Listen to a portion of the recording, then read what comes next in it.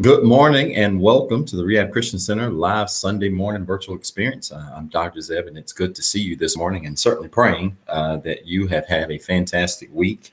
And don't y'all laugh at my face. You can see my sunglasses print in the middle of my eyes, and everything else is Wesley Snipes black.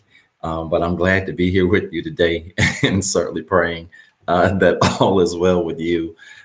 Your families and in your situations. Listen, I'm excited. I've got a very powerful word for you today, and just really excited to be here with you live and in color and ready to share this awesome word. Listen, do me a favor. Let's get the party going.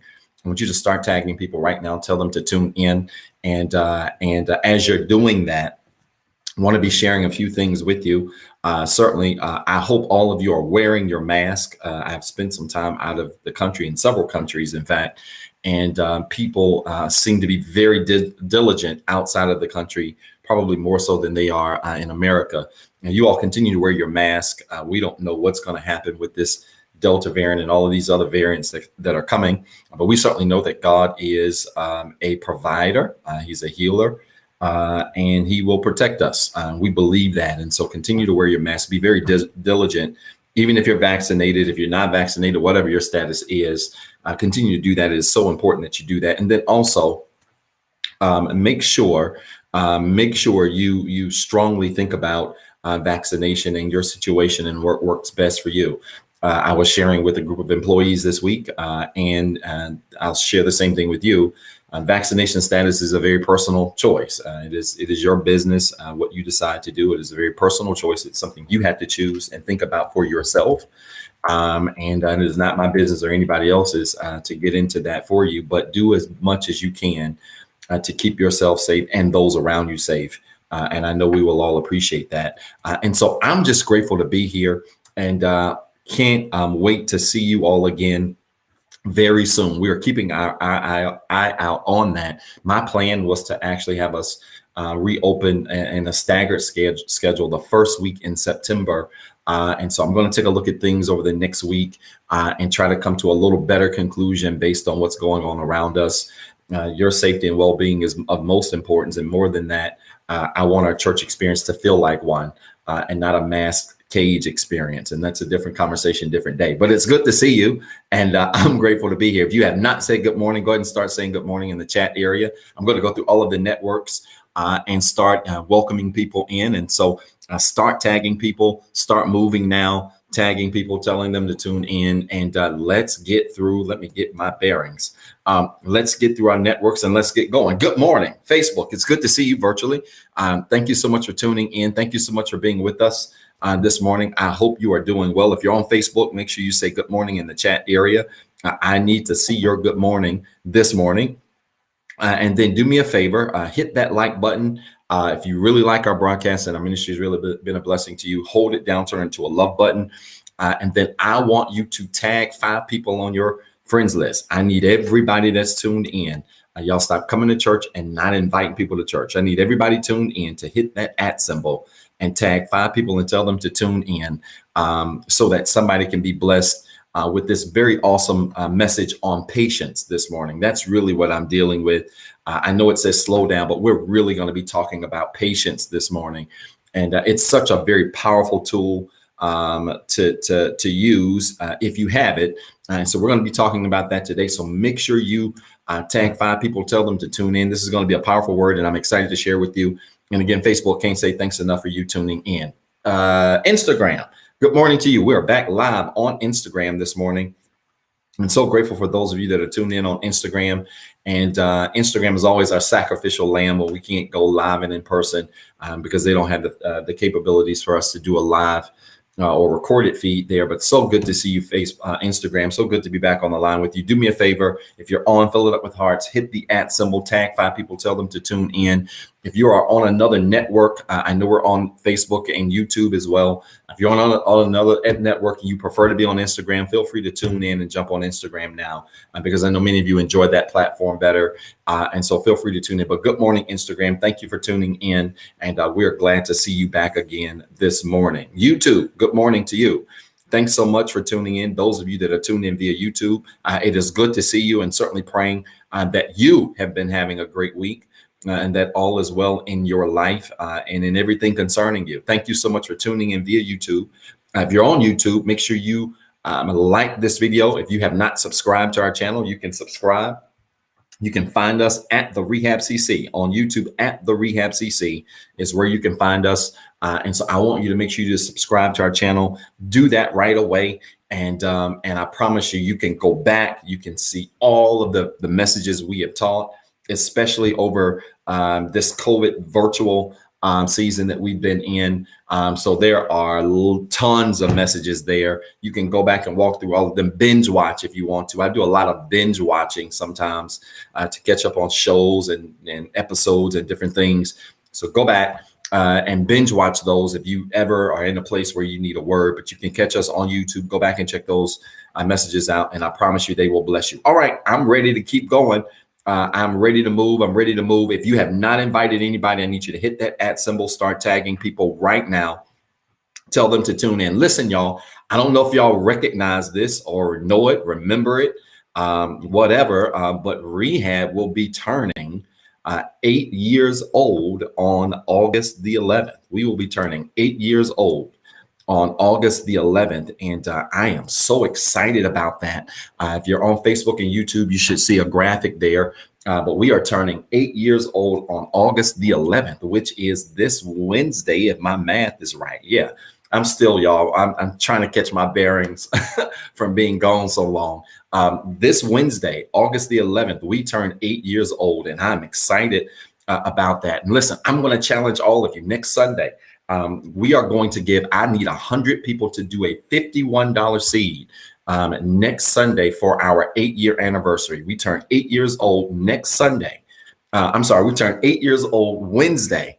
So next Sunday, I want 100 people to give a $51 seed. Now, those of you that are members of Rehab, you know, we typically give $100 on the year. And so we're supposed to be sowing $700, $800 this year. But we've been in the virtual environment, and I understand that.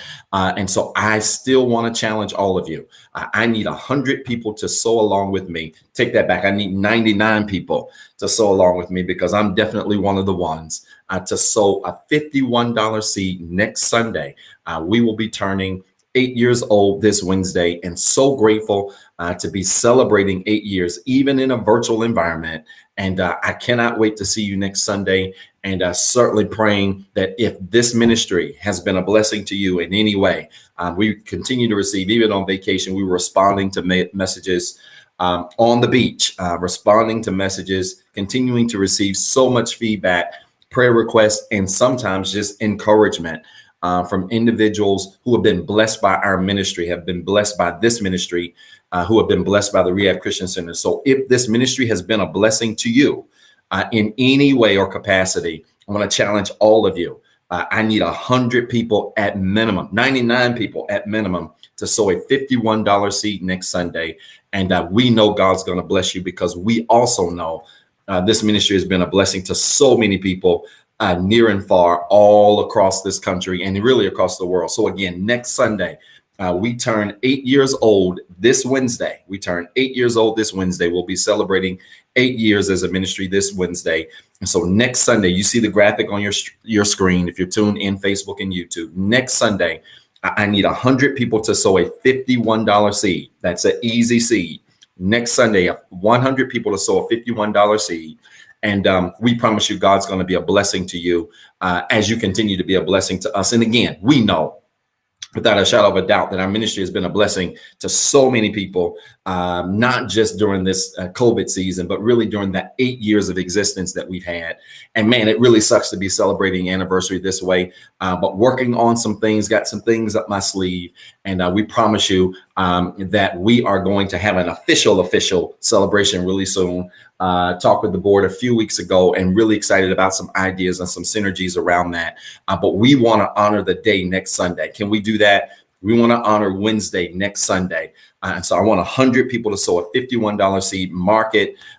Go ahead and make plans to give that. And we know God's going to bless you because of how this ministry has been a blessing to you. All right, y'all. I've gone through the networks. I'm talking a lot, but I'm excited to be here. I feel refreshed, energized, black like Wesley Snipes.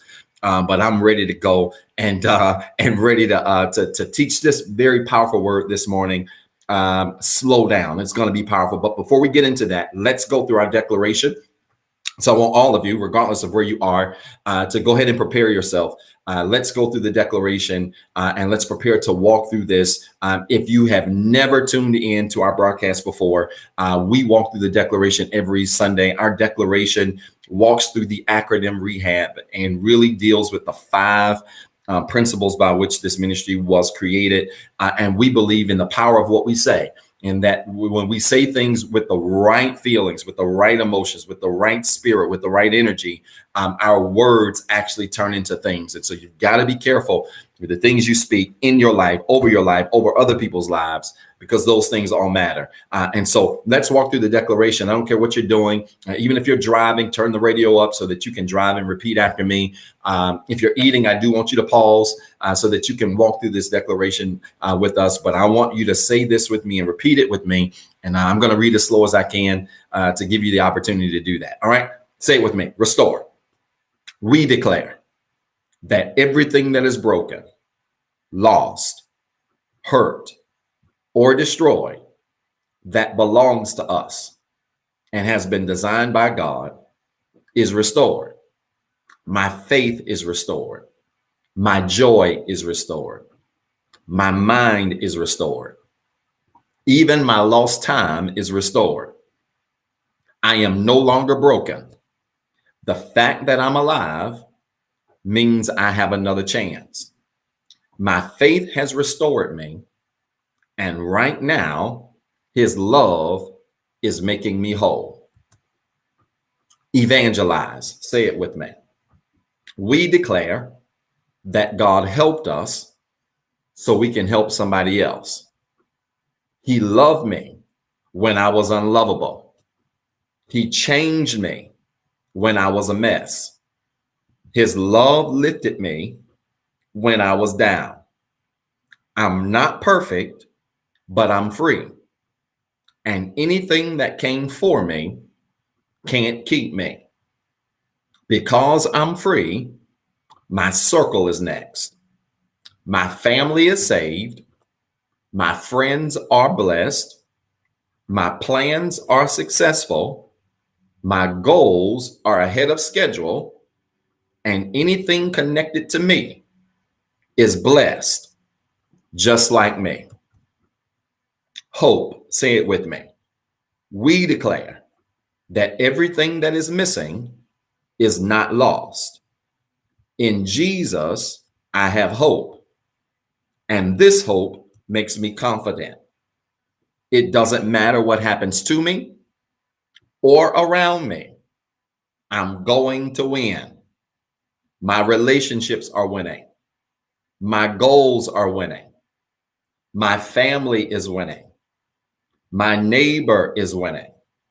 This city will win, and my role has the victory. My past is defeated, and my future is brighter today than it was yesterday. Alternatives. Say it with me. We declare that God made us different. I'm a royal child, the light of the world, and the hope of my city. I respect the past, but I don't look like what I've been through. I love the church, and my life is balanced. I love coming to church, but I like flights, boats, and vacations. My whole life is blessed. I am the head and not the tail. I am above and not beneath.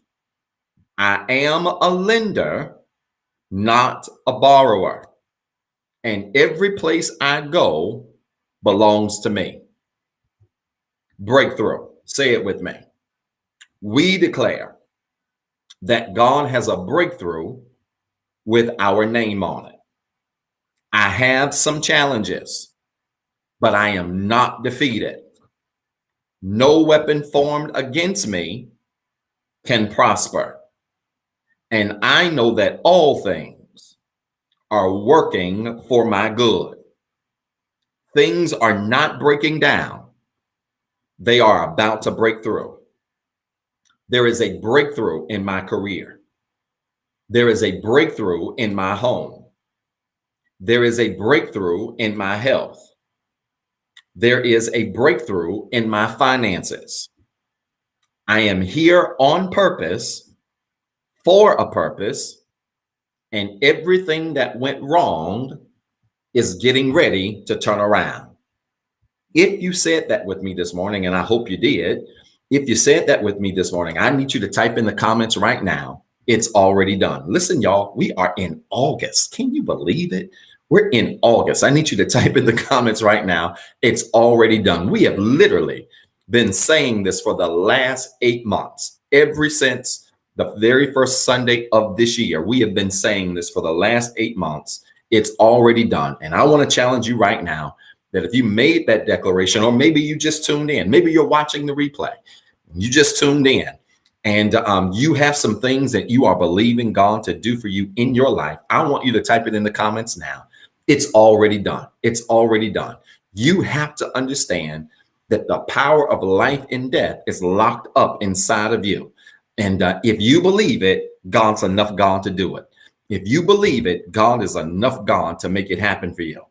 All you got to do is see it before you see it. And God can make it happen for you. Put it in the comments now. It's already done. It's already done. God's making ways. He's opening doors. He's meeting needs. He's fixing opportunities for you. He's literally opening up the windows of heaven, and he's pouring out blessings that are not only going to attack you, they're going to overtake you. I need you to put it in the comments now. It's already done. We're getting ready to start 30 seconds from now. But before we do it, I need you to tag somebody that you have not invited to church yet. I need you to tag them and tell them it's already done. God's moving for you. He's making a way for you. He's opening doors for you. He's going to meet needs for you. He's fixing situations in your life. And all you have to do is just believe that it's already done. It's already done. It's already done. God's making a way for you as only he can. And I want you to be encouraged to know it today. Listen, y'all, I've got a powerful, powerful word for you today. And we're going to talk from the subject, slow down. Slow down. I want you to type it in the comments now. Slow down. That's what we're going to deal with. We'll be in James chapter 1, verses 2 through 4, the New Living Translation. That's James chapter 1, verses 2 through 4, New Living Translation. And we're coming from the subject, slow down. All right. I need you, if you have not invited somebody to church this morning, I need you to do it fast, because I got a profound word for you. It's going to bless you. It's going to be tremendous. It's going to be so practical, but so powerful all at the same time. And I need you to invite somebody now. Come on, tag 5 people quickly. And I need you to put in the comments now the subject, slow down. Slow down. I ain't kidding y'all. When they gave me that COVID test a couple of days ago, I didn't think that lady was going to ever stop with that thing going up my nose. Anyway, I know that was random, but I've been coughing ever since. But anyway, y'all put in the comments now, slow down, slow down. That's what we're going to deal with today. This is going to be powerful. I'm going to get on you, get with you concerning this thing called patience. And it's going to be powerful. It's going to challenge you today. But I tell you, this word is going to be practical. So you have not already, tag 5 people, tell them to tune in, tell them Pastor's on the line, and he's got a word for you that's going to bless you. All right. Now, before we get into James chapter 1, verse 2 through 4, New Living Translation, before we go there, let me give you this. Very first bullet point I want to give you is this. Record this. Do not misjudge the value of trouble. All right. Do not misjudge under any circumstance the value of trouble. All right. Put it in the comments now. Do not misjudge the value of trouble. To most people, there are only 2 types of trouble. Most people only see 2 types of trouble. And those types of trouble are typically either, good trouble, bad trouble, right? Trouble is either bad, which most people see it as bad, or it's good. And it takes maturity and wisdom and strength to be able to see trouble as good. And I'll get to that in a second. But most people can only see it one of those two ways. And most people only see it the first way, which is bad. Trouble is bad. All trouble is bad. And then we sing songs like Trouble Don't Last Always. And we find solace in knowing that whatever trouble we're in, because it's bad, we ain't got to worry about it all the time, right? But here's the problem.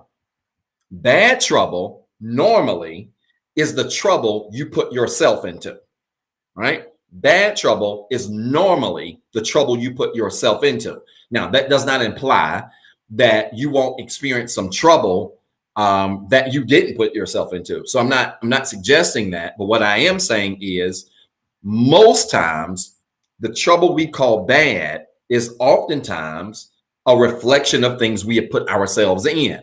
And then on the flip side of that, good trouble should be seen as the kind of trouble that you either learn from or that turns out good, right? If we use the label good to put on trouble and we say this is good trouble, then we are looking at trouble as something that we either learn from or that started bad, whether we put ourselves in it or not, that turned out to be a good thing.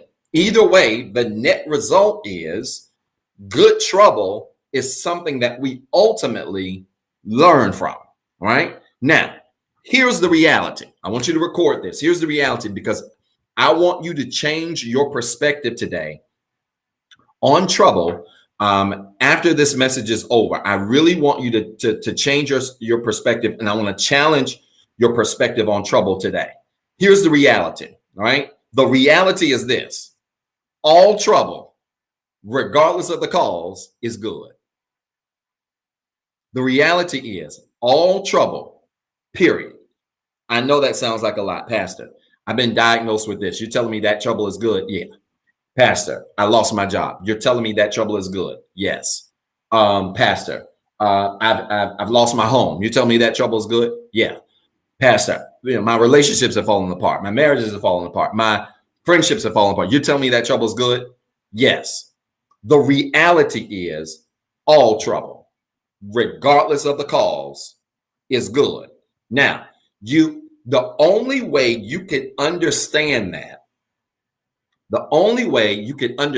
that, is if you understand something called framing.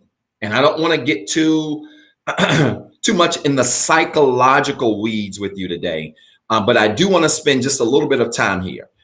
If you understand a concept called framing, the concept framing simply means to take a story or to take a situation, take that story, take that situation, and then place a frame on it, right? Think picture. Let me think of a very basic way. For those of you that are not nerds like me and do a lot of different other reading, let me think about a picture. You take a picture that's just a regular printed picture and you put a frame around it. What is the purpose of the frame?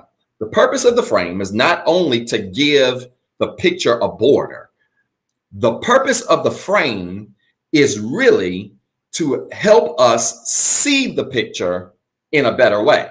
And if you don't believe this, you can take a very expensive picture or a very nice picture and put a horrible frame around it, and the frame will ruin your perspective of the picture, right? So framing is everything. I've got art up in my house. I'm still renovating some things, but I've got a very nice piece of art here on Greensboro, and it's a picture of just different monuments in Greensboro that have happened over the years. And so when I got this art, I was looking at it and I got a very basic black frame around it. Now the art is in black and white. It's almost like sketch drawing, a sketch drawing of just different monuments, different things, different history events that have happened in Greensboro over the years. And so I wanted to choose a frame that was really basic, because when I put that basic frame, or had them put that basic frame on the art, the frame set the premises by which the picture could be viewed, right? Again, bad frame, bad view of the picture. Good frame, good view of the picture. And so framing, when it comes to trouble, works the same way. You can go through a situation but with the right frame, begin to see the situation in a better way. Because the border that you put around your trouble is what is going to help you determine how to interpret the trouble. I don't know if this is making sense. And maybe y'all got to bear with me. I've been doing a lot of sleeping and eating and relaxing. So Pastor's just trying to get his bearings back together. But so maybe this isn't making sense. But hear me. When you go through a situation, and let me give you just maybe an example. If you get fired from your job, how you frame the firing will determine how you recover from the firing, right? How you frame the termination will determine how you recover from the termination, right? Because most people get fired. And remember, we talked about how we label trouble. They see that as bad trouble. Well, lost my job. I have no income. I'm going to lose this. I'm going to go through this. I won't be able to do this. This won't be able to happen. I don't know how I'm going to do with my pension. I don't know how I'm going to be able to do this. I can't travel anymore. You start putting all of these negative frames around. And so suddenly what was a bad situation, right? What was a negative situation becomes so much more heightened because your frame around it is so negative.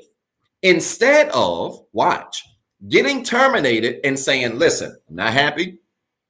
I like this job. I didn't see this coming, but maybe this will open up another opportunity for me to find something better. Or this position really never aligned with my degrees or my experience. And so maybe this is going to create an opportunity for me to get something that's more in alignment with what I want to do. Or, I've been putting off starting the business for a long time and I've saved some money. So I've been terminated, but I've saved some money. So maybe the firing is going to give me the opportunity to take something that's less stressful and then focus my energy on starting my business. That's framing. Framing says, I'm going to assign a story to the story. I'm trying to help somebody today, but hear me. Most people mislabel trouble or difficulty or hard times because of how they frame it. It's not about the hard time. It's all about your interpretation of the hard time. And if you don't interpret the hard time correctly, you will misinterpret the hard time and miss the good that can come out of the trouble. Hear me. Framing, I want you to record this. You're going to be the smartest person at your virtual water cooler tomorrow when you go to work. I want you to record this in the comments. Framing is the story we assign to the story. Framing is the story we assign to the story. Is this making sense to anybody? Framing is the story we assign to the story, right? So whatever your story is, right? Whatever happened to you, whatever came your way, whatever you're dealing with now, you have to make a determination that I'm going to assign a story to the story. Framing is the story we assign to the story. When you get in the business of assigning a better story to your story, then all of a sudden, the stuff that looks so bad, you begin to pump the brakes and say, wait a minute, let me slow down a second. Yes, I lost my job, but maybe this is going to open the opportunity for me to start my business. Yes, I lost a friendship that I had for 20 years.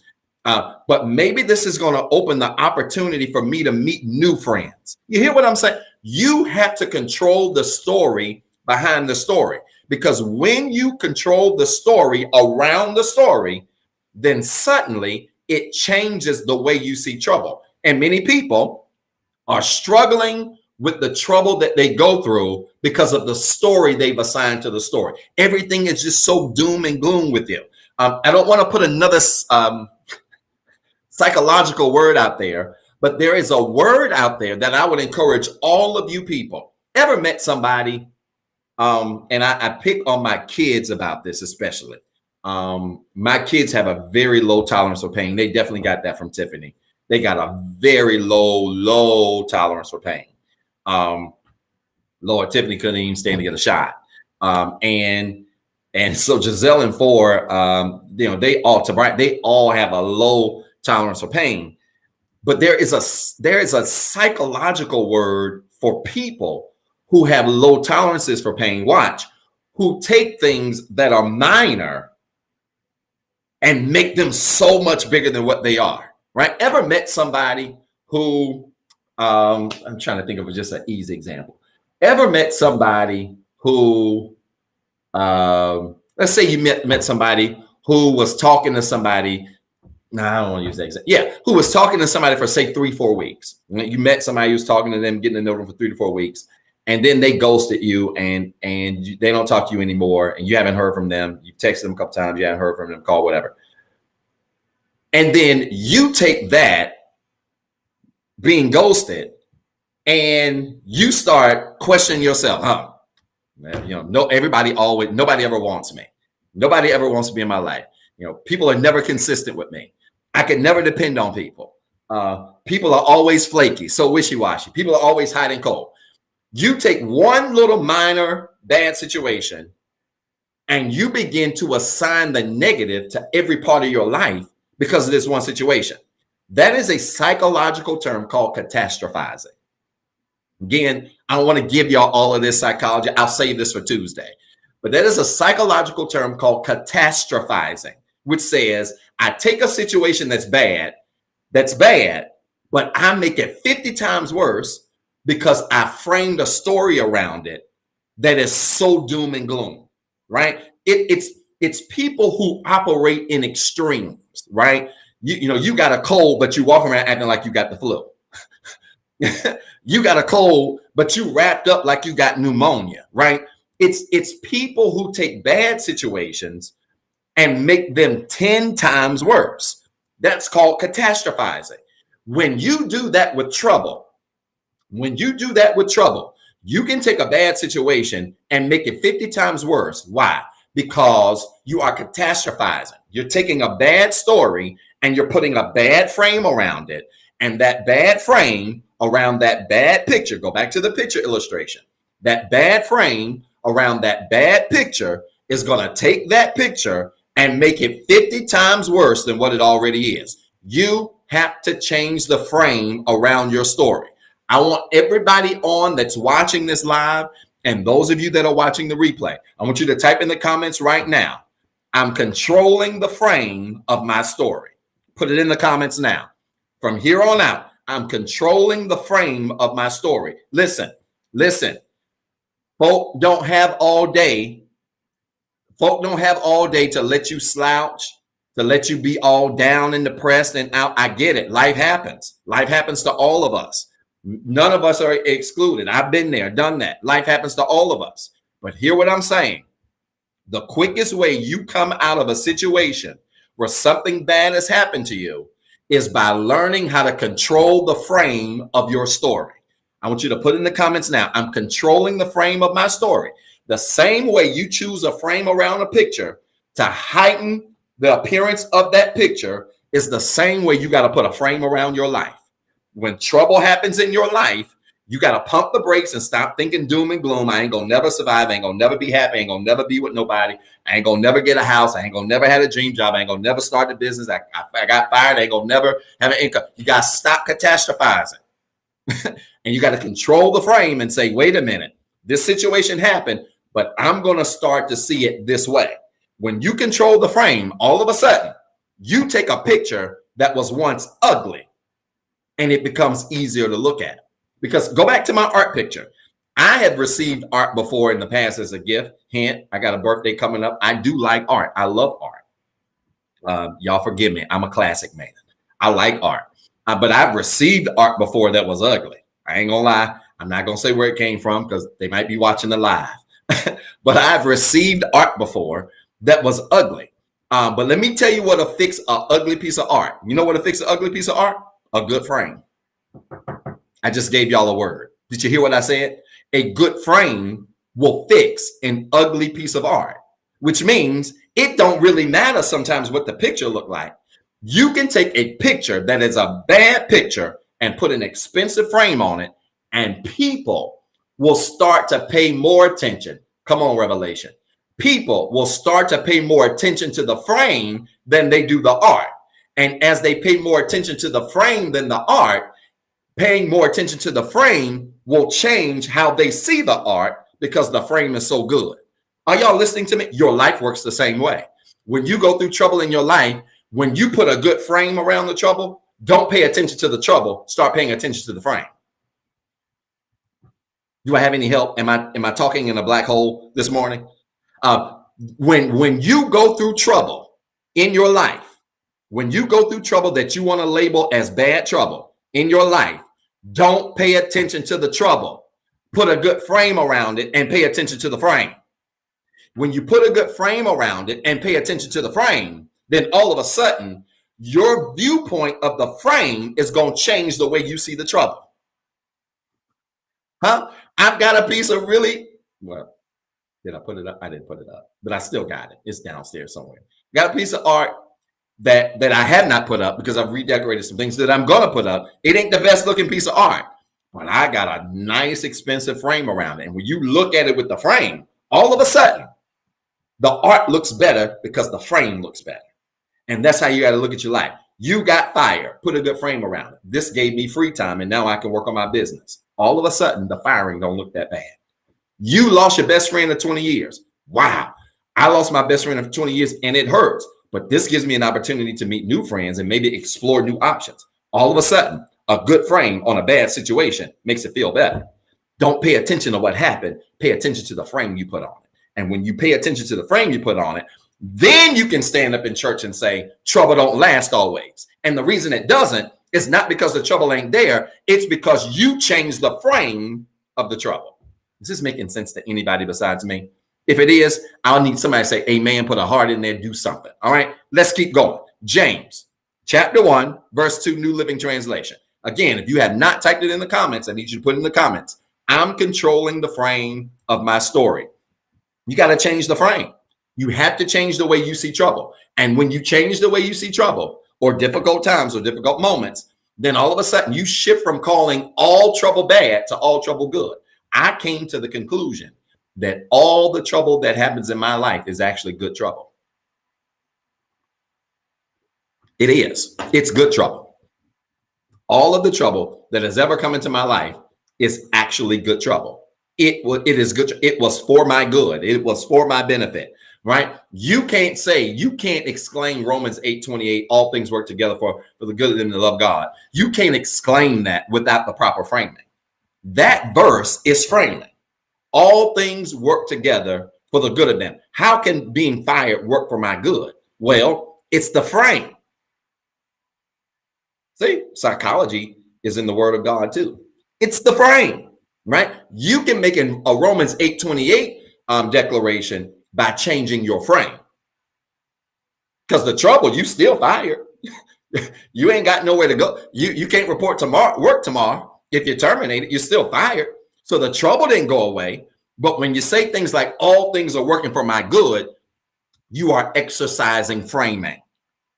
You are reframing where you are so that you can see where you are a whole lot better. Let me keep moving because this is really getting good to me. James chapter 1, verse 2, New Living Translation. Let me get my stuff together. I feel like I just got stuff all over the place today. Look at this. James chapter 1, verse 2. I hope this is blessing somebody. It says this, dear brothers and sisters, when troubles of any kind come your way, consider it an opportunity for great joy. Brothers and sisters, when troubles of any kind come your way, consider it an opportunity for what? For great joy. Record this. Trouble is an opportunity to develop your joy. Trouble is an opportunity for you to develop your joy. Trouble is an opportunity. It's a golden opportunity for you to develop your joy. Dr. Zeb, what's joy? Joy is simple. Joy is happiness without an external reason or circumstance. This is my definition. Y'all welcome. Joy is happiness without an external reason or circumstance. Joy is happiness that you feel and that is not connected to nothing outside of you. It ain't happiness because you got money. It ain't happiness because you work in a dream job. It's not happiness because you've been on a vacation. It's not happiness because you got a boo or a woman. Joy is happiness that is disconnected from something external, right? Meaning it's not connected to how much money you have or how healthy you are or how well things are going in your life or how things are so put together in your life. Joy is happiness just for the fun of it. Joy is happiness for happiness' sake, right? So anytime you say, I have joy, you're not saying you have happiness because of things. When you say you have joy, you say you have happiness, and it ain't got nothing to do with external situations, right? And so joy is happiness without an external reason or circumstance. So then, go back to the verse. Dear brothers and sisters, when troubles of any kind come your way, consider it an opportunity for great joy. How can I find joy in the middle of trouble? It's simple. Because when you find joy for real and you frame your troubles correctly, you find happiness outside of your trouble. Listen, y'all, go back to the example. I just said framing. Framing is the thing that goes around the picture. The frame is where? Outside of the trouble. That's where joy is. Joy is the thing that is beautiful aside from the trouble, aside from the circumstance, aside from the external condition. Listen, when trouble comes, our mood, our spirit, and our energy so often is connected to it, right? For most of you, for most people, you can tell what they're going through by their mood or by their spirit or by their energy. Why? Because most of us, when trouble hits, if we have not properly framed it, that trouble has the ability to impact our mood, to influence our perspective, to influence our energy, to influence how people see us, to influence how we engage with people, right? It influences all of those things. And that's normal. That's natural. I'm not suggesting to you that that's not normal or natural. It does happen, but we got to pump the brakes here, because anytime trouble influences how you feel, you will never be happy. You'll never be pleased, and you'll never be satisfied. Somebody needs to remember that today. Anytime trouble influences how you feel, you will never be happy. You will never be pleased, and you'll never be satisfied. Will you record that? Anytime trouble influences how you feel, you will never be happy. You will never be pleased, and you'll never be satisfied. Why? Because your happiness is going to be connected to what's going on outside of you. Your happiness, your joy is going to be connected to what's going on around you. And so anytime trouble influences our feelings, or trouble influences our energy, or trouble influences our perspective, or trouble influences the way we see ourselves, you'll never be happy. Why? Because when one piece of trouble goes away from you, another piece is coming. I don't know about y'all, but it seems like in my life, I solve 2 problems and 200 show up. I solve 100 of them and then 50 more show up, right? Such is life. Life happens. That's what it is. You have to come to the understanding that that is what life is often going to present you. And you got to be okay with that. But hear what I'm saying. If you're going to let trouble influence your energy, good luck. You'll never be happy, at least not consistently. Your happiness is going to be a roller coaster. Some days you're going to be up. Some days you're going to be down. Some days you're going to feel great. Some days you're going to want to quit. That's what your happiness is going to be. And so you cannot let trouble, you cannot let external circumstances, influence your happiness, your joy, your peace. Instead, when your happiness is disconnected from your circumstances, you shift from what happened to joy, right? You change the story. You start shifting from what happened to you to a story called joy. I got joy. I got peace. I'm good, right? All of you should remember, and maybe even if it helps you, recite daily or every other day, the serenity prayer. What's the serenity prayer? I have the peace to accept the things I can't change. I have the strength to change the things I can change. And I have the wisdom to know the difference. That's something that has to be in the back of your mind every day. Because when it is, then all of a sudden, when you see trouble, it changes how you see it. You don't let trouble influence your happiness or your joy, your energy. You don't do it. All right. Did y'all remember that? I want you to record that. If you didn't catch what I said, I want you to just Google serenity prayer. You may see the word serenity. I like to talk in English so people get it. Serenity is just peace, right? It's a prayer for peace. I have the peace to accept the things I can't change, the courage to change the things I can change, and the strength to know the difference. That's something you ought to say almost every day, right? If you don't say it, put it in your journal. Write it down every day. That's something I don't write it in my journal every day, but at least maybe twice a week at some point, I'll put it in my journal. As I'm writing my goals, charting the things that I'm working on, I'll put it in there. It's just a reminder that at the end of the day, you can't let what's external to you impact your peace and your joy and your happiness, right? Right. So when we know that, and we understand all of that, and we understand that trouble is an opportunity to develop your joy, then go to the verse that says, weeping may endure for a night, but joy comes in the morning. It gives it a totally different connotation, right? We say that in church. Weeping may endure for a night. The preacher said he get the hocking, but joy coming in the morning. You be falling, But wait a minute. If joy is happiness without an external reason or circumstance, which means joy is a happiness that I have regardless of what's going on, then when we hear the verse, weeping may endure for a night, but joy comes in the morning. Wait a minute. Does joy really come in the morning? Or does joy come when I change how I see my circumstance? I feel like this is too much for y'all. See, if joy is happiness that is external to my moment, if joy is happiness that is external to what I'm dealing with, then when I read the verse, weeping may endure for a night, but joy comes in the morning, we have interpreted that as I need to get some rest. When I wake up, it's going to feel better. That's not what it means. The verse means joy comes in the morning means that you determine when morning comes. Do I have any help in this black hole that I'm talking to? The verse means that you determine when morning comes. Why? Because you're in control of your joy. You're in control of how you see the circumstance. You're in control of how you see the trouble.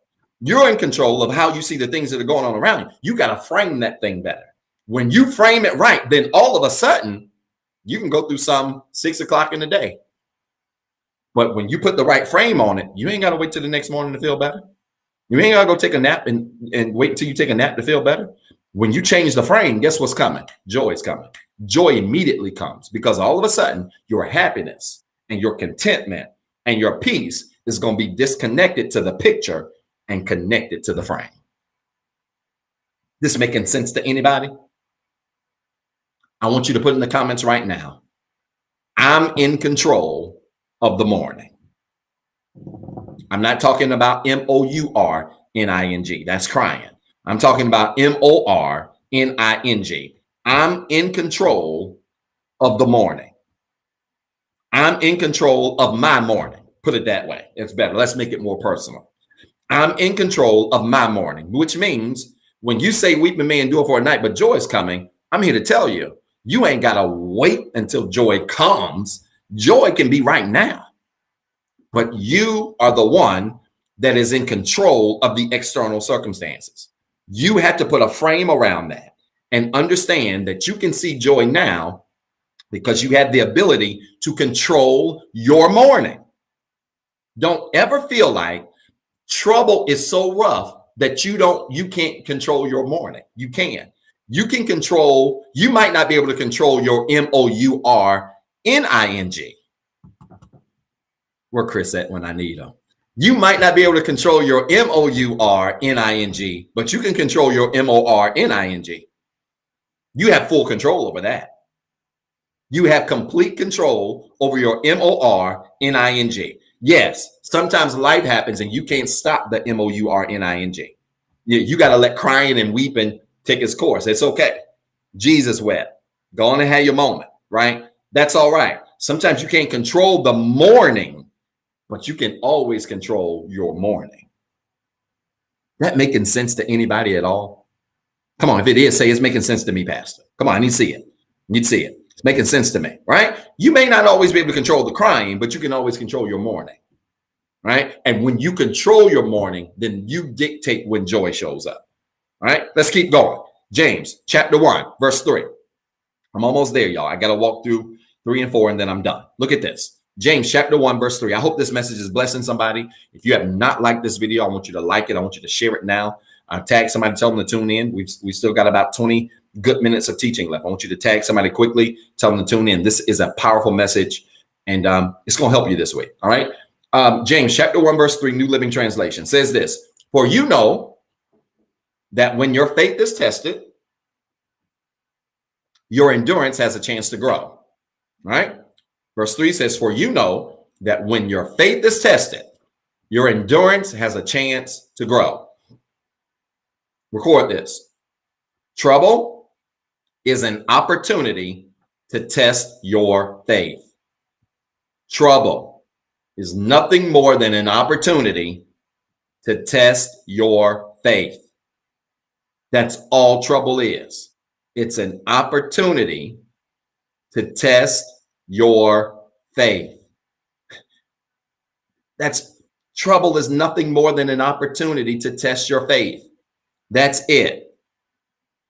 And I'm here to tell you, the bigger the trouble, the bigger the test, but also the bigger the reward.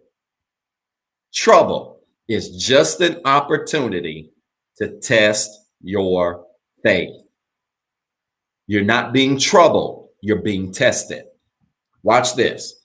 Faith, like vision and strength, is only justified through testing. Faith, like vision, like how we see, and strength, how strong we are. Faith, like vision and strength, is only justified through testing. That's it. Ever been to the eye doctor? They'll tell you that your eyes typically get stronger, and from the time you're born, as you grow up, your vision gets better, it gets stronger. And then in your later years, of course, like anything else, strength, whatever else, your vision begins to diminish. But strength, eye strength, grows over time. Physical strength, the more you exercise it, like your vision, the more a baby starts to look around and see images, the more that baby's vision, his or her vision, begins to strengthen up, get stronger. The more you lift weights and work out, yes, it hurts in the beginning, but the more you do it, the stronger you begin to get over time. It's only justified through testing, through movement, right? A test of your faith. I want you to record this. Pastor, what does it mean for my faith to be tested? I'll tell you what it means. A test of your faith in anything is an exercise using your faith. When you're saying your faith is being tested, all you're saying is my faith is being exercised. That's it. The Lord God is testing my faith. All you're saying is he's exercising your faith. Ever done some burpees before? I'm sitting there looking where I normally work out over here. Ever done burpees before? Burpees are no fun, right? If those of you that exercise, work out, know what a burpee is. Burpees are no fun. I hate burpees. I take that back. I used to hate burpees. I kind of actually in a weird way like them now, but I used to really hate burpees. Let me tell you why. Because they're strenuous. They're no joke, right? Especially jump burpees. I'm not talking about the ones you stand, do like this, go and touch the floor, and then jump out, come back, stand, go back down. I'm not talking about the standing burpees. I mean, standing burpees are okay. I'm talking about the burpees where you go down, you kick your legs back, you jump back in, then you jump up, do a knee tuck, come back down, go down. Yeah, those are full body burpees. I hate them, right? Most days, some days, but I like them too. It's a love-hate relationship. But burpees are an exercise in strength. They're necessary. If you're going to get stronger, you need to do some burpees. You're going to get stronger, you need to do other exercises. And that's the way your faith works. Anytime you say, this situation's testing my faith, God's testing my faith, this job is testing my faith, my finances are being tested. Anytime you assign or say, that a test is happening in any space in your life, all you're saying is that you are being exercised in that area. And what does exercise do? And we're going to talk about that later. Exercise builds endurance. What is endurance? Endurance is patience. And I'm going to talk about that later, but that's where we're going. But exercise is hard, right? It's not fun. Many of you go to the gym and exercise. I was having this, you have a lot of debates when you're on vacation and you're at the pool with people, strangers. You have a lot of debates and all kinds of conversations. And we were having this conversation, one of many conversations, but one of the debates we were having was what is it better to do, to work out at home or work out in the gym? And people were just making different arguments. People, I don't remember a lot of the names. Some of the people I do, man, I met people from everywhere on this last trip. It was a very good trip. But well, this one guy was trying to make this argument that to me was very shallow, because he was just saying, it's better to exercise at a gym, because, you got support and you got staff that can help you and all this stuff. And so my argument to him was, what if you don't need staff? Like, I don't need no support. I don't need a cheerleader. Like, I'm self-driven. I'm self-motivated. I don't need a cheerleader. I can exercise in my house. And to be quite frank with you, when I do a burpee, it ain't the most attractive, good looking thing. Like, it's ugly, spit be everywhere. I be about to die. It's not a very pretty sight. And, I just feel like people go to the gym sometimes just to see who they are. And I don't want people staring at me when I'm going through, right? That's a whole word. Don't stare at people when they're going through. The worst, I was talking to somebody about this yesterday. It was a whole word. The worst thing you can do is stare at somebody when they're going through. If you're going to look at them, encourage them. I just gave y'all a free word that ain't had nothing to do with this, but it had a lot to do with this, right? The worst thing you do is stare at something. So I ain't trying to go to the gym and you over there trying to lift weights and you barely getting the weights over your neck and I'm staring at you. Why? Because when you already going through trying to lift the weights. Now, when you look over at me and I'm staring at you like, is she going to really get that up? Is he really going to get it up? Then all of a sudden the weight got heavier, but the weight didn't change. Your perspective did, because of what's around you. So I was just making an argument to this young man in the pool that doesn't work for everybody. Some people don't want to be looked at when they're going through. They just want to go through.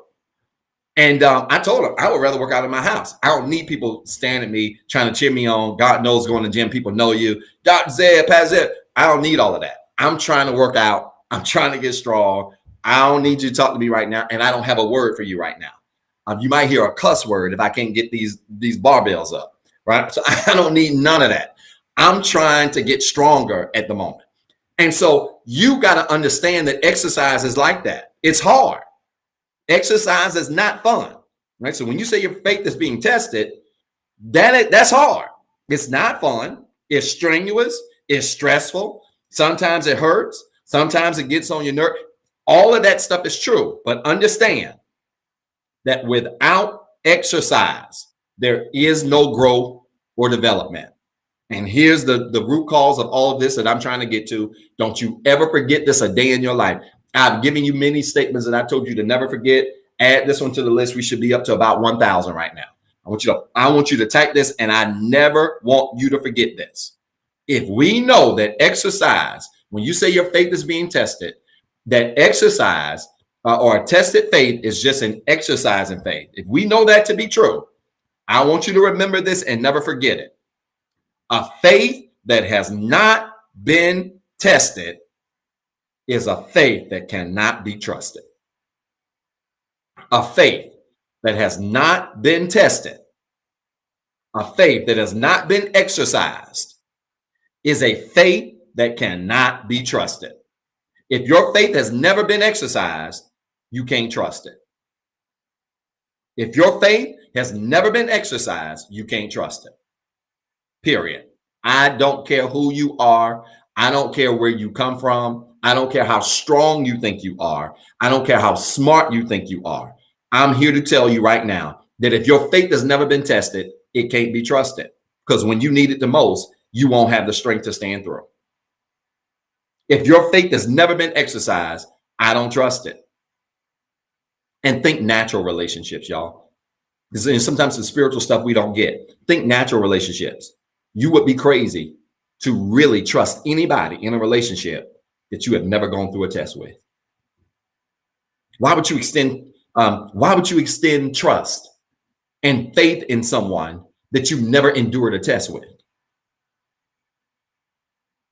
Why? Because tests build stamina. They build strength. They build trust. Right? So sometimes the trouble that's presented to you is testing your faith so that you can be trusted. Did you hear what I said?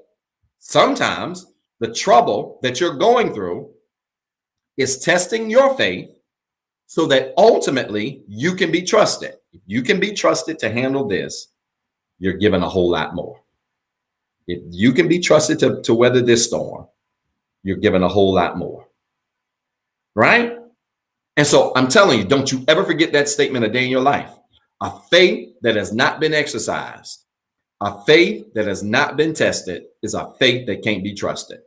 If your faith has never been tested, you would be crazy to trust your faith. Because I'm here to tell you that you've never gone through a test. We don't know what you have. We just don't. I'm gonna post it later. I need to edit it on my iPad.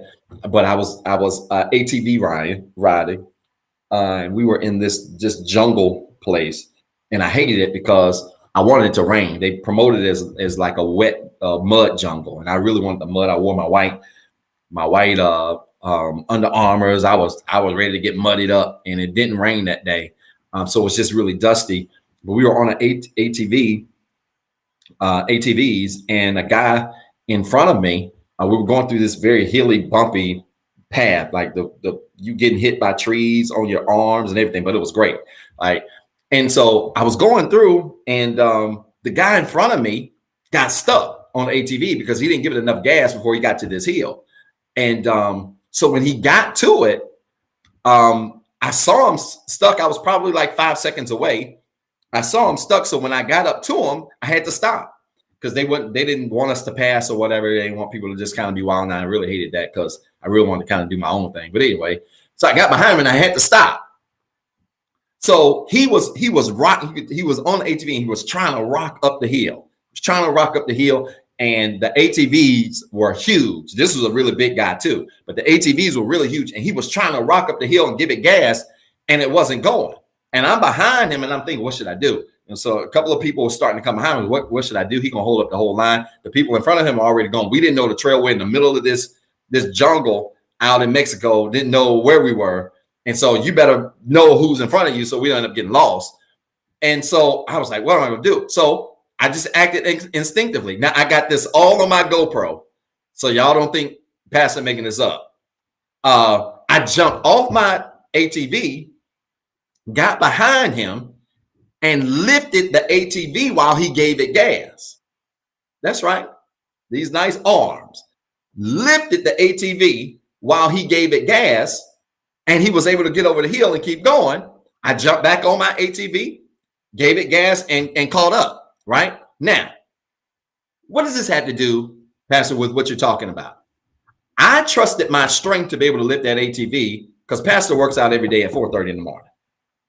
Okay. Now, I ain't no couch potato, been sitting on the couch all day, every day, eating chips and ho-hos, never working out, drinking sodas all day, and then going to be on the ATV behind somebody that's stuck and think I'm going to jump off and get them up because it ain't happening. This brother was big. This ATV was heavy. But when the test came, is this making sense? When the test came, I trusted my strength because my strength had been tested before. I trusted my ability to help him because my strength had been tested before. And see, this is what I'm trying to get at. When your strength has been tested before, when your faith has been tested before, when difficulty comes, you don't mind jumping off the ATV to do what you got to do. Right? You don't mind addressing what you have to address, dealing with what you have to deal with. Why? Because your strength has been tested before and you passed those tests before. And yeah, it was hard. Yeah, it's hard to do burpees over here in this corner. and lift these dumbbells. I got tendonitis right now in both my arms, tennis elbows. Was in the emergency room a few weeks ago. And both could barely lift my elbows. May have to end up getting steroid shots because I can't stop working out, but been lifting so hard. The doctor says it's just been so strenuous. Yes, that stuff hurts. It's painful. You pay a price for it. But when it comes down to it, when you test it, or when you put in a position where you got to react or respond, a faith that's been exercised is a faith that can be trusted. And many of you have not passed the test in your life because your faith hasn't really been exercised. And so God continues to give you tests and continues to give you struggles and continues to give you difficult times so that you can develop your strength, so that when situations come, you can say, wait a minute, I've been here before. I've been tested before. I can jump off of what I'm doing and do what I need to do and keep on getting right back to what I've been doing because I've been tested before. Don't ever forget that. A faith that has not been tested is a faith that can't be trusted. A faith that has not been exercised is a faith that can't be trusted. You sometimes have to have your faith tested in a very significant way, in a very tangible way, so that you know that in the future, when situations, circumstances, events, things happen, you know you can trust your faith to come out on the other side. All right? Making sense? Record this. You ready? Record this. When faith grows, right? So if we know trouble is an opportunity to test your faith, then we got to know this. Record this. When faith grows, then endurance grows. When faith grows, then endurance grows. When faith grows, then endurance grows. Y'all like this video? Share it if you have not already. Don't forget, next Sunday, we are celebrating 8 years anniversary. You should see it on your screen. 100 people are going to get a $51 seed. Really excited about it. And we turn 11 on Wednesday. And so do not forget to help us celebrate next Sunday. I just wanted to remember to promote that. When faith grows, then endurance grows. It's so important. When faith grows, then endurance grows. What is endurance, Pastor? Endurance, record this, is strength that lasts over an extended period of time. Endurance is strength that lasts over an extended period of time. That's all endurance is. Endurance is strength that lasts over an extended period of time. All right? So when you say you have patience, what you're saying is you have a strength that stretches. Okay? You're saying you have a strength that stretches. When you say you have patience, you're saying you have a strength that stretches over time. That's all endurance is. Endurance is a patience that stretches over a period of time. That's all it is. It's stretching over a period of time. So when you say you have endurance, you're saying you have patience that has been extended over a period of time. Right? So if you have never been stretched, you have no real strength. Did y'all hear what I said? If you have never been stretched, you have no real strength. You have no real strength. If your money has never been stretched, you have no real financial strength. If your mental wellness has never been stretched, you have no real mental strength. If your career has never been stretched, you have no real career professional strength. If your relationships have never been stretched, you have no strong relationships because they ain't been stretched. They have no real strength. If your relationships haven't been stretched, they have no real strength. Anything that will have real strength has to endure a stretching. And that's what endurance is. That's what patience is. Patience is endurance over a period of time.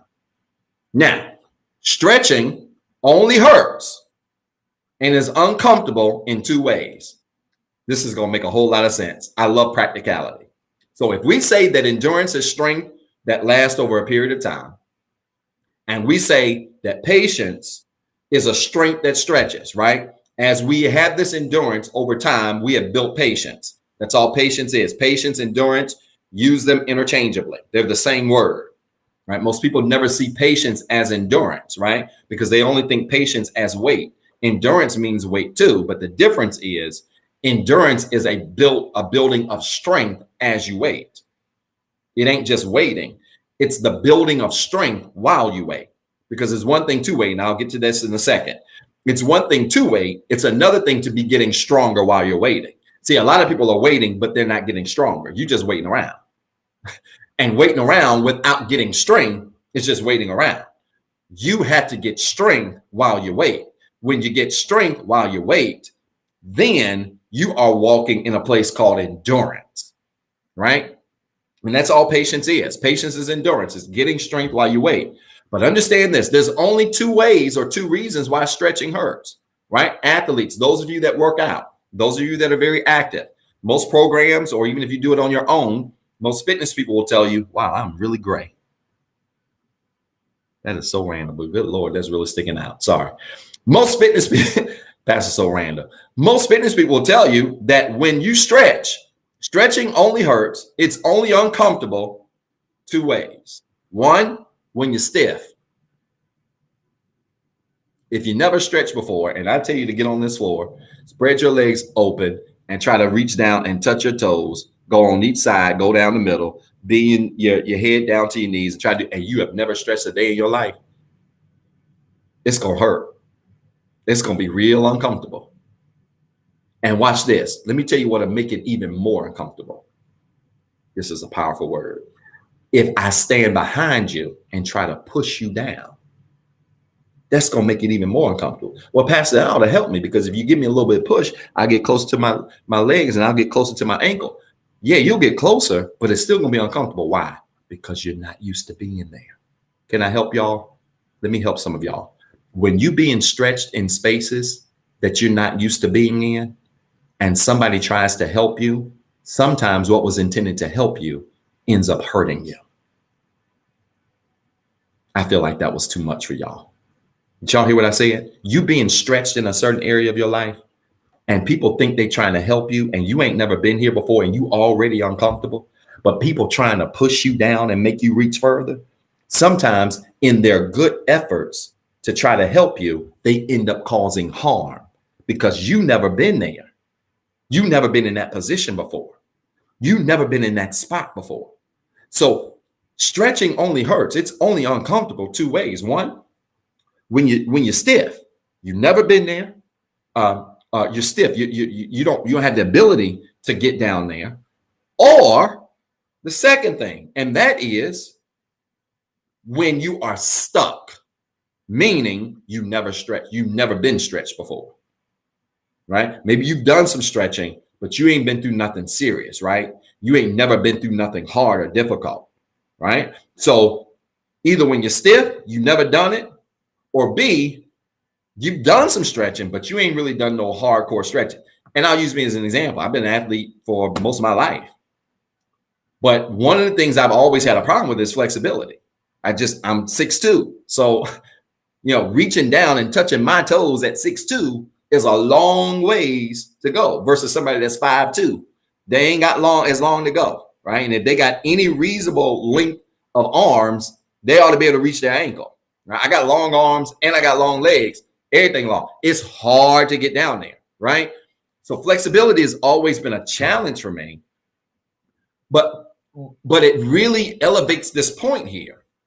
And that is, when I try to stretch, sometimes when I get to a point where it hurts, I just stop. I'm not about to pull nothing, or trying to get down there when I know I ain't gonna be able to reach. I'm gonna just go as far as I can.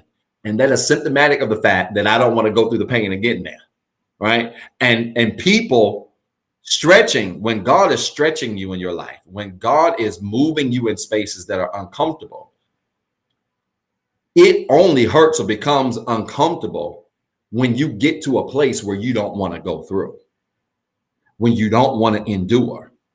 And so you got to understand that the trying, the endurance of your faith works patience, and patience eventually produces growth. But that means you got to be willing to go through something. If you want to grow, in your life, you have to be willing to go through difficulties. You have to. You got to stop running from them. You got to stop crying them up, trying to cry them away. You got to stop trying to wish them away. You got to be willing to go through difficult moments, through difficult seasons in your life. And if you are, then it is that is going to produce growth in your life. I want you to record this. Endurance will always produce growth. Endurance, which is patience over an extended period of time, right? We've made that clear. Endurance is patience over an extended period of time. Endurance, I want you to record this. Endurance will always produce growth. If you want to grow in anything, you got to learn how to be patient over a period of time. Because there are some things that will last an hour. There are some things that will last 30 seconds. There are some things that will last 2 weeks. There are some things that might last 2 years. And you've got to learn how to have endurance or patience over an extended period of time. It will always produce growth. There's no way you can have patience in a situation for 2 years and come out weaker unless you just did not want to try to grow. There's no way I can go in this room over here and work out for 2 hours, 2 solid hours, and do it consistently, or work out for an hour consistently every morning for 30, 60, 90, 120 days and not see growth. It's impossible. Why? Because when you endure that over time, patience always produces growth.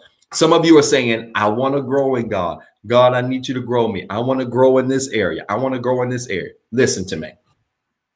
Every time you ask God to grow you in an area, you're asking him to give you patience. And every time, some of y'all better hear this well. And every time you're asking God to give you patience, you're asking him to give you what it takes to build it. Y'all don't ever need to forget what I'm saying to you. This is why some of you need to be careful what you're asking God for. God, I want to grow in my money. I want my finances to grow. Okay, cool. So you want your finances to grow, right? So then that means you want to have patience with your finances, right? Because we've established that patience is endurance over time. That's all it is, right? So then if you say, I want my finances to grow, you're saying, God, I want patience in my finances. And you're also saying, God, whatever it takes for me to grow, right? Because I realize that just like I can't go in there and do 30 crunches today and think I'm gonna have a 6-pack tomorrow, right? That's what some of y'all do. Y'all be about to go on vacation and you take the week before vacation and you start walking. Listen, you ain't gonna accomplish much in a week. Your bathing suit gonna look the same the next week. When you waited the week before vacation to think you're gonna get it in for a week and then look different at the pool the next week. It's not working that way, right? Why? Because strength is only developed over time. So go back to the example. God, grow my finances. I want my finances to be better. Great, God says. I'm going to give you patience then. You're saying, I'm going to give you patience in your finances, patience with your finances. I got to build your patience over time with your finances, which means I ain't going to necessarily correct it tomorrow. You might have some seasons where you ain't got no money until you get to the seasons where you do have money. This is why we got to be careful in what we ask God to grow. Because everything you've ever asked God to grow, growing is the end game. Work your way back. If patience builds endurance, and endurance builds up your faith, and that faith produces growth, walk backwards. You got to go from growth, if that's the end game, faith, endurance, but it starts with patience. So that's in anything in your life, relationships, career. I want my career to grow. Great, God says. You got the faith. You're going to need some faith for it to grow. That's great. But you also going to need some endurance and patience, which means you might have to work a job you can't stand to get the skill sets that you need to be as marketable as you need to be, and the experiences that you need to be as marketable as you need to be. And that might take you another 6 months to a year on this job you can't stand. But while you're working it, I'm going to give you endurance. And as you get endurance, then by the time you go through this 6 years, a year, 2 years, By the time you come out of that, you are then prepared. You are prepared to receive the growth in your career that you asked for. Everybody wants growth. Nobody wants patience. Everybody wants growth. Nobody wants endurance, right? And so you got to understand that growth only comes as a byproduct, not only of your faith, but of your patience and your endurance. Making sense? Last verse and I'm done. James chapter 1, verse 4. James chapter 1, verse 4. Remember, endurance will always produce growth. Always. But again, I've been on this little 28-day journey. I'm going to do something on my personal YouTube to talk about it real soon. Let me tell you something. Anytime you ask God to grow you in something, woo, it's a journey. Because everybody see the end result and they see the glow up, but people don't see what you went through to get it. Right? People see the energy and they see the strength and they see the drive, but they don't see what you went through to get the growth that you asked for.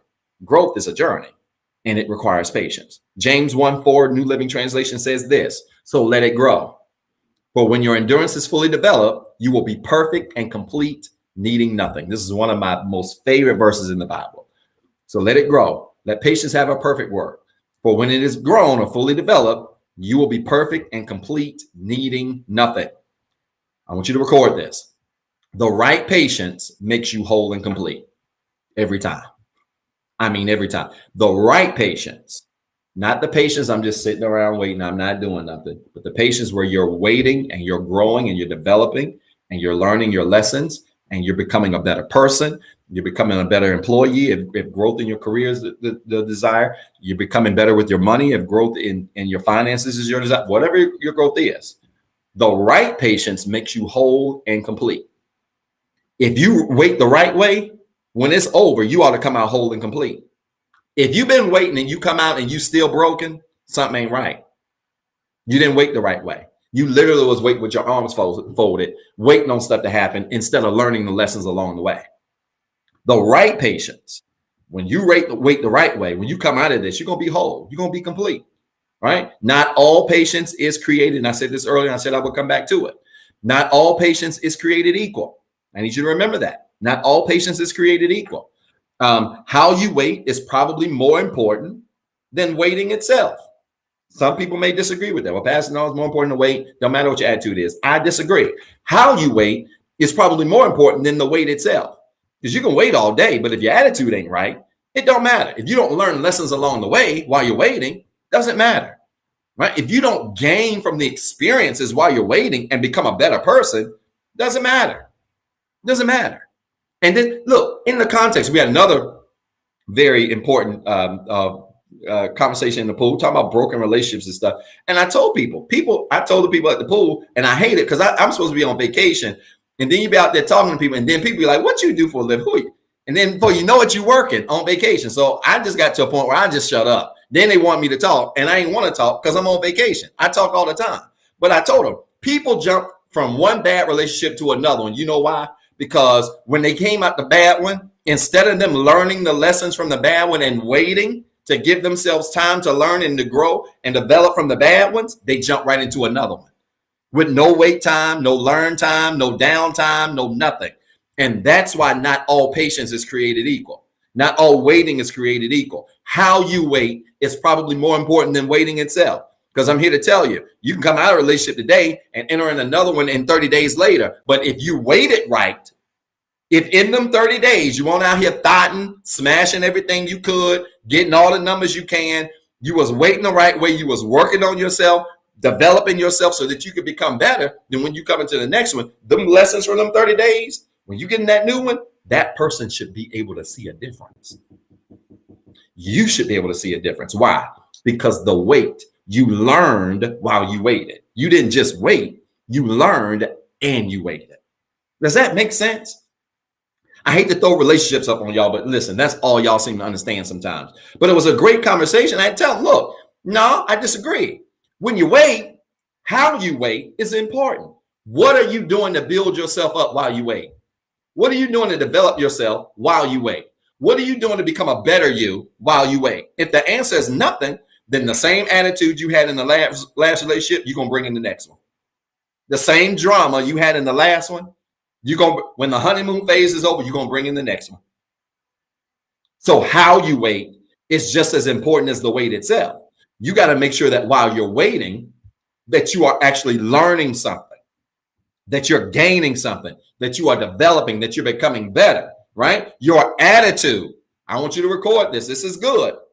Your attitude is the last thing I want to give you. I want you to record rather. Your attitude has to match your future, not your present. Right? When we talk about waiting, your attitude has to match your future and not your present. Right? While you're waiting, your attitude, it's important. It has to match your future and not your present.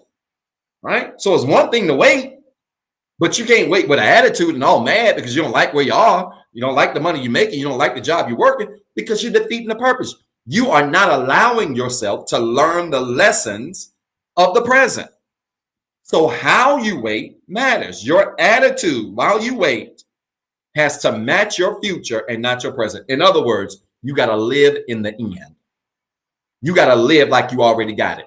If you're trusting God to give you the new job and you've asked him to give you growth in your professional space, then while you wait and you watch other people get promoted and you still got to work that raggedy job you can't stand with them raggedy coworkers that get on your nerve, while you wait, you can't come in with an attitude every day. You got to come in and work that job like you already got the promotion. You got to come in and work that job with an attitude like you're already in the future role, like you're already in the future job. That's called adjusting your attitude to match your future. Your attitude in the present has to match not the present or even the past. It's got to match your future. And that's how the glow up comes. That's how your energy shifts. People can see something different and feel something different about you when you're in a space where you're not acting like where you've been, and you're not even acting like where you are, but you're actually acting like where you will be. And I'm here to tell you, let me help y'all. Here's a bonus word. When you start acting like where you will be, you'll get to where you will be faster. Yeah, can I get a virtual amen from anybody? When you start acting like where you will be, you'll get to where you will be faster. For many of you, the delay in getting to where you will be is how you acting right now. When you adjust how you acting right now to where you will be, you will get to where you will be a whole lot faster. Pouting ain't gonna get you there. Feeling sorry for yourself is not going to get you there. Saying woe is me is not going to get you there. Let me tell you something. I've discovered this from firsthand experience. People will be sorry for you up to an extent. They'll be sorry for you up to the extent that it benefits them. Okay? Listen, have your moment, but don't let your moment become permanent. You got to dust yourself off, and you have to start living as if you already got it. Live as if it's already happened. Live as if it's already came together for you. Live as if things have already worked out for you. And when your energy in the present matches the energy you're going to have when you get it in the future, your future gets here faster. Things start moving for you.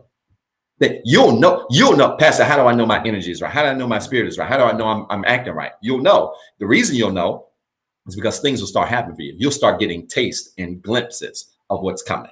Droplings. Listen, no phone, no social media. I ain't had nothing but a personal email address, and most people didn't even know that.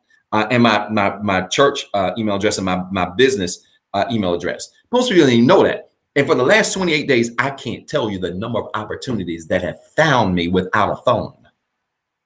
You know why? Because when your energy starts to match your future, opportunities find you.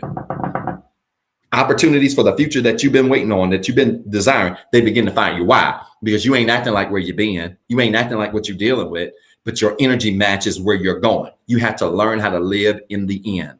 Record that. Last comment. Record this. Learn how to live in the end. E-N-E-N-D. Learn how to live in the end. Meaning you start adjusting your energy, your perspective, your focus on the end and what that's going to feel like, and put your energy in that space, right? Frame your energy not on the past and where you are, but frame it on the space where you're going. And all of a sudden, Instead of you getting anxious, Lord, I need you to answer my prayer now. I need you to move right now, God. I need you to make a way right now. If you don't do it right now, God, I don't know what I'm gonna do. Well, then you might not know what you're gonna do. Like it completely changes your prayer life. Even when I pray, when I meditate, I'm long gone from the place of God, I need you to do this for me right now. I'm just at a place now. Just teach me to be okay where I am and help me to have the energy necessary that reflects where you're taking me. Because I don't want to get there and not be prepared. Because let me tell you something, your energy and spirit can be wrong and off when you get into your future. And if it is, you coming right back to where you came. I know that was a mouthful, but let me say it again.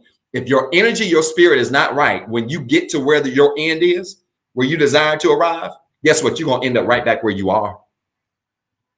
You got to make sure that your energy, your spirit is right before you get there. And when you do, then when you get there, you will stay there.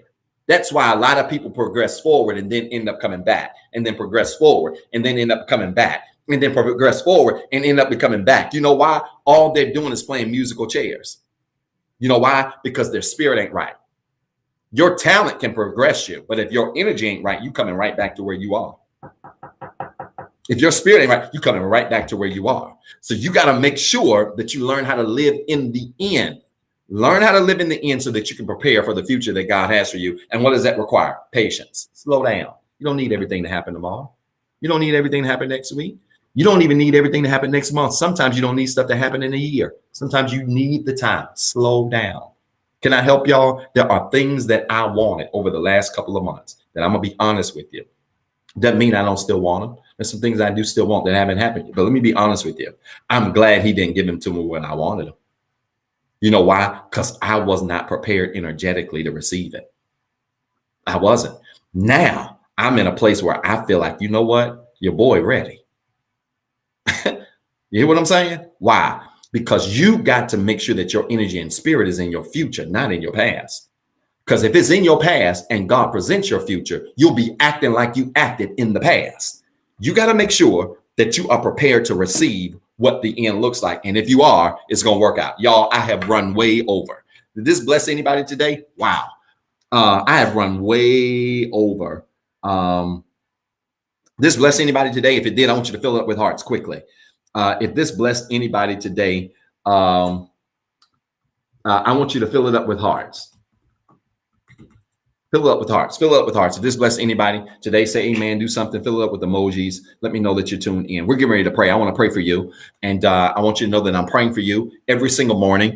I'm up 4:15 in the morning now praying. And I'm praying for you. Something did happen over the last couple of days. And that is, you've probably heard me say for the last 4 or 5 months, I haven't even prayed for myself. Well, I started praying for myself. And I know that sounds selfish to some of y'all. I do pray for you. I include your prayer requests in my prayer, but I started praying for myself because I have poured so much into this ministry and into this broadcast and into prayer requests for honestly the last 7-8 years. The Lord really spoke to me and said, now I need you to start pouring into you, because here's the problem. The reality is an empty cup will never be able to fill nobody else's cup. And so Pastor over the last couple of days started praying for him. And that might explain the Wesley Snipes, besides the sun and the shades of the Wesley Snipes glow you probably see right now on your screen. I start praying for me and filling myself back up. And it's been an amazing experience. And so I want you to know I'm praying for you every morning, 4:15 in the morning. I get up, I pray over your prayer requests. I pray for the things that you have going on in your life, the needs, the desires, the interests that you have. And so do me a favor. If you've got a prayer request, I want you to type it in the comments right now. Thank you so much for that. I appreciate that. I see that hand clap coming from me there. I want you to put in the comments right now your prayer request, whatever it is that you want me to pray for. I want you to put in the comments right now. Come on, you got 40 seconds. I got to hurry up, y'all. I've got to hurry. I'm so sorry to keep you this long. I did not mean to do that. But I want you to type in your prayer request really quickly. Thank you, Mother Brenda. I'm praying for you. I thought about you about 2 weeks ago. I thought about you. I thought about Sister Tatum. And I thought about Sister Joyce. And I thought about, I'm going to call her Mother Crab Legs, Mother Doris. I thought about all 4 of you. And I don't know how we will do it with COVID. I may just get you guys to come to my house. But Pastor wants to have dinner with all 4 of you. This is our 4 of our season mothers of the church. And Pastor just want to sit down and talk. I don't have nothing to tell you, nothing.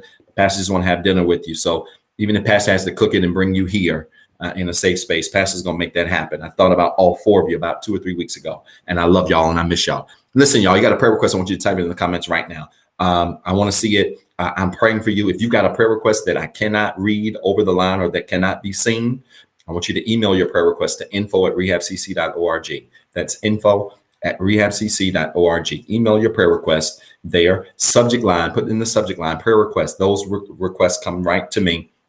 And we'd be happy to pray over your requests, and we always respond to your prayer request needs.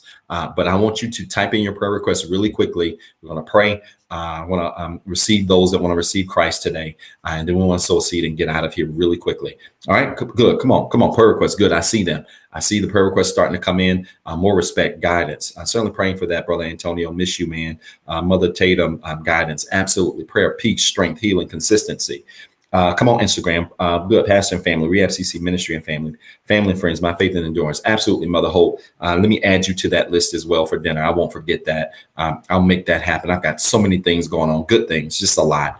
I'm really busy and trying to make some things happen in the next couple of weeks. And so we'll do that.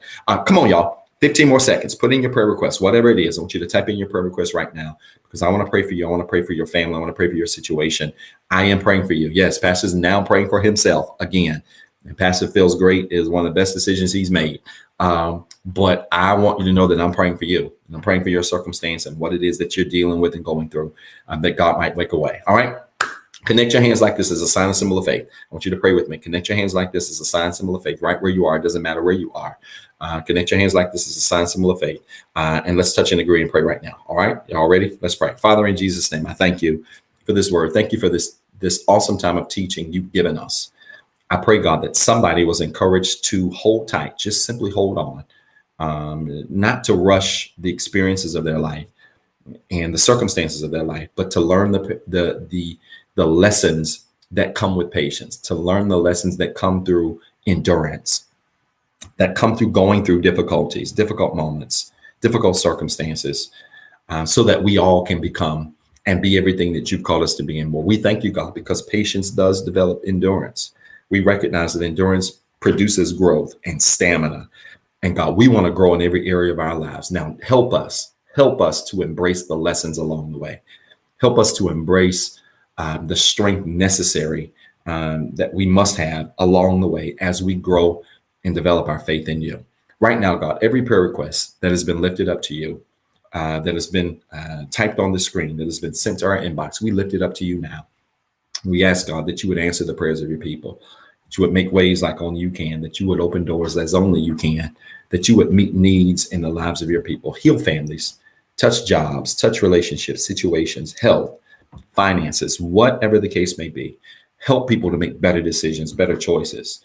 Help them to go in directions that align with the purpose that they plan for their lives, because we know that as we seek you, you will give us the desires of our heart. And so, God, I ask this prayer that you will grant your people their heart's desires as only you can. We thank you for these things. We count them done in Jesus' name. Amen. Do me a favor, type in the comments now. It is so. It is so. If you prayed with me, I want you to type in the comments right now. It is so. Some of you don't realize that every time you say amen, you are simply saying it is so. You are saying it is so. Amen simply means it is so. Every time you say amen, you are simply saying it is so. I want you to type it in the comments right now. It is so. It is so. I'm saying it is so because my family's saved. I'm saying it is so because my health is better. I'm saying it is so because my finances are repaired. I'm saying it is so because my energy, my spirit is shifted. I'm saying it is so because my relationships got better. I'm saying it is so because my friendships became more solid. I'm saying it is so because my career opportunities are broader. I'm saying it is so because my opportunities are bigger. I'm saying it is so because there are more doors and windows being opened up for my life than ever before. It is so. It is so. God's answering your prayers. He's making ways in your life. He's moving as only he can. And I want you to believe it. Listen, while you're typing that, if there's anybody that wants to be saved, if there's anybody that wants to dedicate their life to Christ, if there's anybody that wants to give their life to Christ, I want to open up this small window for you to do so. The Bible tells us in Romans 10:9 that if we confess with our mouths, believe with our hearts, that Jesus Christ is who he is and did what he did for us, we are saved. It's that simple. Salvation is a matter of confession. It's not about you being perfect. There's a whole lot of people going to church every week and they just as crazy as they can be. There's a whole lot of people dancing and shouting in church every single week that's got all kinds of flaws and failures that they are not honest about. And God, if there's one thing that God honors, it ain't necessarily your dance. He loves praise, but God honors your honesty. Being saved is all about being honest. And it's all about saying, God, I'm a mess. I got a lot going on, but I know you're the one that's able to save me. You're the one that's able to keep me. If you want to be saved right where you are, if you're driving, I want you to pull over at this time. If you're eating, I want you to put down the turkey bacon and put down the mimosa if you're having brunch.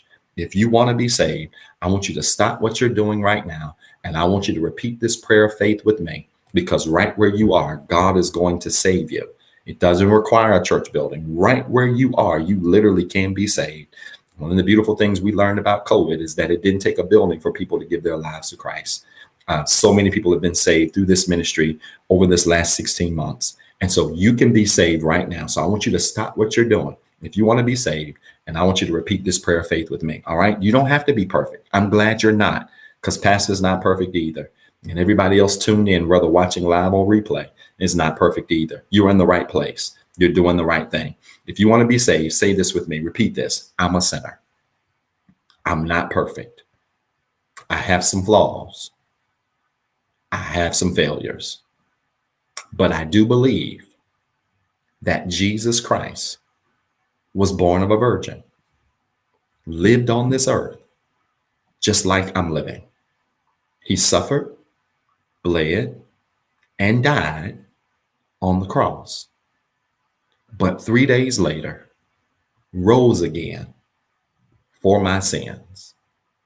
Because he lives, I can live, and I am saved.